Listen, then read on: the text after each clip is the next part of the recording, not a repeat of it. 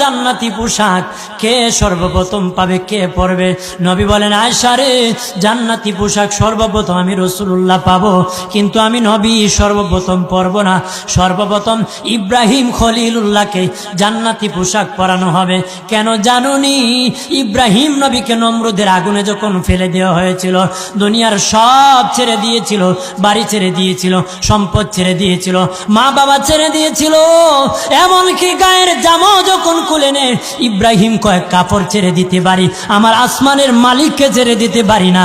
ওই দিন আল্লাহ ইব্রাহিমের সাথে অঙ্গীকার করেছিল, ইব্রাহিম আজকে তোমাকে সকলের সামনে উলঙ্গ করে লজ্জায় ফেলে দিয়েছি ইব্রাহিম, তারপরে তুমি আমাকে ছাড়ো নাই।